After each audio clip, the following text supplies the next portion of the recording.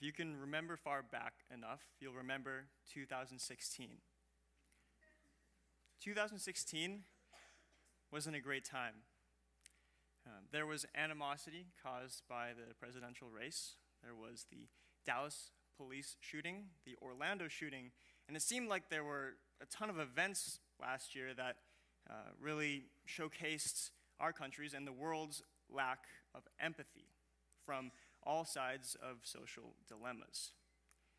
Now, a lot of media outlets and people have discussed this so-called lack of empathy, where it came from and how to get rid of it.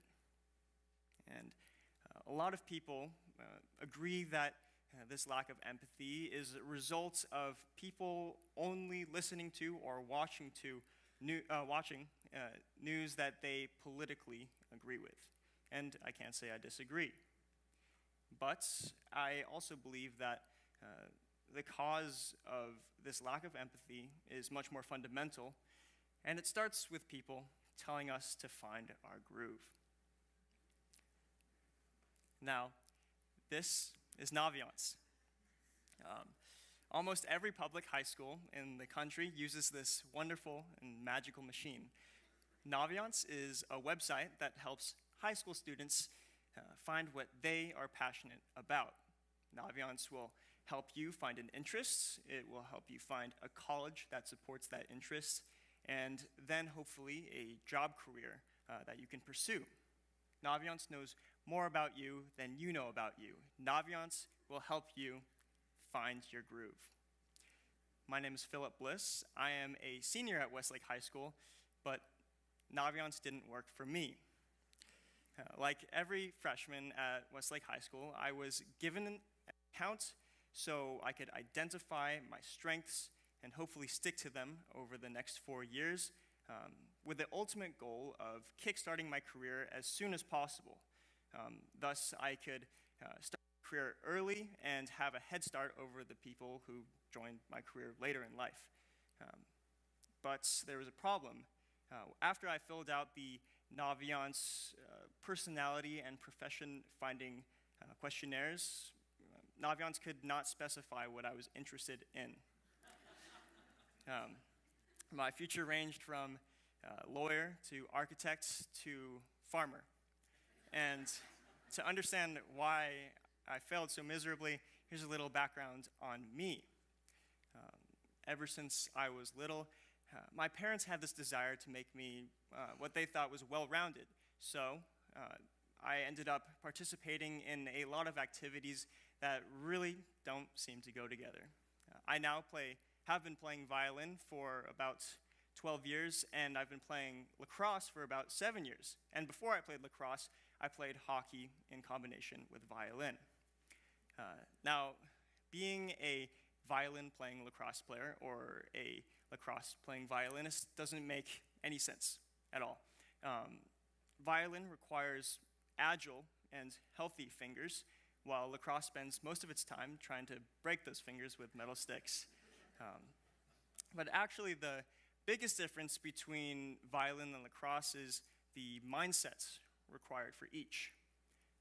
Now, if you're a musician, or especially a classical musician, then you know that success in an instrument like violin requires really intense focus on precision movements. Every fingering, every vibrato width, every dynamic change, and even emotional phrase is planned through arduous hours of hard work. This is the kind of thinking that will actually hurt lacrosse performance, which relies more on instinct and reaction to succeed with a little bit of brute force. Now, as long as I can remember, I've been exposed to these two mindsets because I never really found a groove. I never specialized. And as a result, I've spent a lot of equal time with two groups that are fairly polar on the social spectrum. And here come the stereotypes.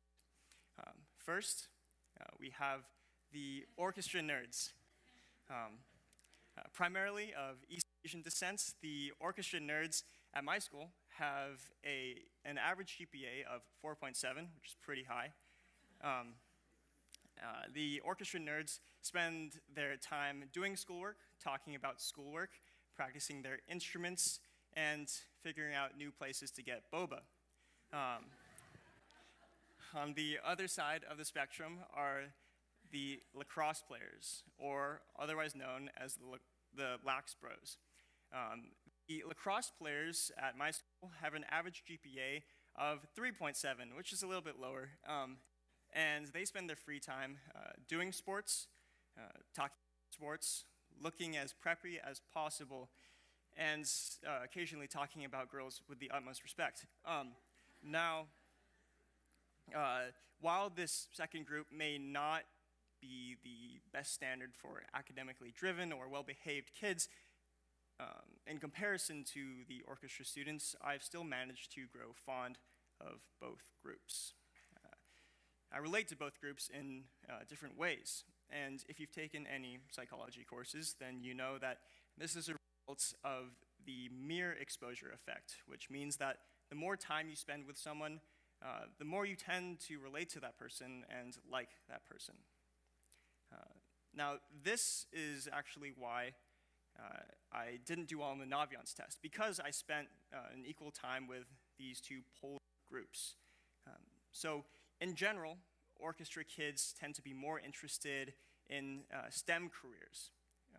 This most likely relates to the intense focus on precision movements that we see in classical instruments like violin. On the other hand, a lot of lacrosse players are interested in banking and finance careers, which relates more to the instinct and anticipation that you see in lacrosse. But when I filled out the Naviance questionnaires, I mixed these two mindsets, which resulted in an unsuccessful hybrid. And by the time that I realized what was the problem, a lot of my friends had already started specializing. Maybe not technically, but I noticed that a lot of my orchestra friends were decidedly more interested in their math and science classes, even though they still had to take humanities courses. And the opposite happened to a lot of my lacrosse friends. And the worst thing about all of this was that my two friend groups seemed to grow farther and farther apart. Violinists and lacrosse players have never been known to mingle, but it seemed that as both groups specialized, they grew into completely separate worlds. Now my lacrosse friends think of my orchestra friends as wimpy nerds, and my orchestra friends think of my lacrosse friends as dumb and worthless jocks. So I especially noticed this when I was listening to political conversations in both of my friend groups. So again, in general, orchestra students tend to be more politically liberal, and lacrosse players politically conservative. And as I was listening to conversations in both friend groups, I noticed that everyone in one friend group would pretty much agree on every topic. They would leave the conversation convinced that they were right, and there was no point to a valid opposing argument. And this is where finding your groove goes wrong. As the members of my friend groups became so comfortable in their own cliques, they limit their exposure to different types of people and different ways of thinking.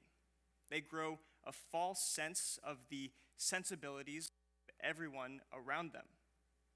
And by being unable to adequately empathize with others, they're unable to resolve potential conflicts that needs an understanding to solve. This is the same lack of empathy that we see on the news every day.